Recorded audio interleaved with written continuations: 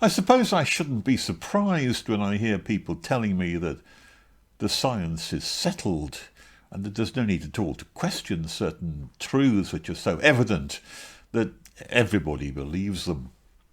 After all, there are people like the UN who have made quite clear declarations quite recently that they own the science and that everyone should know it.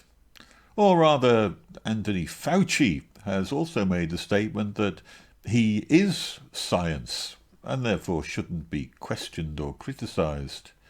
And in addition to that, I've heard statements by the Premier of New Zealand, Jacinda Ardern, who's been quite bold enough to state that she wants the government, her government, to be the only source of truth for all the people of New Zealand.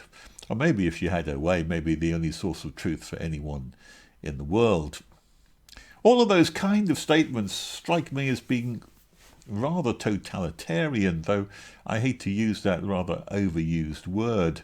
But certainly it has echoes of 1984 and George Orwell running through them all. There is only one source of truth, whether that's Big Brother, or whether that's Jacinda Ardern's government, or whether it's Anthony Fauci, or whether it's the UN. It's all saying the same thing, and it's all that we need to believe, because after all, the science is settled. I'm reminded of a story, or maybe it was just a figure of a fable that was written about by Václav Havel in his book or essay, The Power of the Powerless. He talks of a greengrocer who, during the years of Soviet control in Czechoslovakia, would get delivered along with his vegetables signs to put in his window. Workers of the world unite, so that those kind of statements would be broadcast everywhere that you would see them. It's a statement which he would put in the window and everybody else put in the window, workers of the world unite, or some other local and equally communist-flavoured phrase which was the requirement of the day. And the question that Václav Havel asks is, did he put it in his window because he believed it? Did he put it there because he was a committed communist and wanted all the workers of the world to unite? Very unlikely, says Václav Havel. Very unlikely, because what really was going on here was something quite different. He put it on because it was expected. And when he puts a note in his window that just agrees with the prevailing view, then what he's really saying is, I know my place. I live here. I know what the rules are. I know what's expected of me.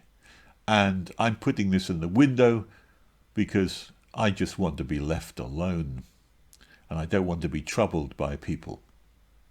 And that's the trouble, you see. If people do seek to challenge the new orthodoxy, if they do seek to say something different from what is expected, if the greengrocer had decided, for example, instead to not put the sign in the window, not to believe that the elections which were faked in Czechoslovakia were, and said so quite openly, if he was someone who was a bit of a nuisance in that kind of way, well, he knew what to expect. He knew that in the short term he might find himself out of a job, that in the long term his children might not get an education, that he wouldn't be able to go to that holiday in Belgravia or somewhere like that where he'd like to go. No, all of those things would suddenly be denied him because the powers that be would certainly be not on his side anymore. And so it is with the most of us here. We go along with the fact that the science is settled. We go along with most of what is said by newspapers or by governments, partly because we don't want to cause a nuisance, and partly we don't want to cause a nuisance because, well, the consequences are being cancelled or being put out of a job.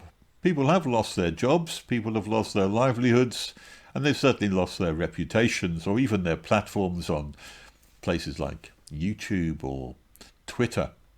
It's not surprising, because the powers that arraign themselves against someone who speaks a different word or a different voice are quite formidable. And yet, increasingly so, it's important, I think, to be able to just tell the truth now and again.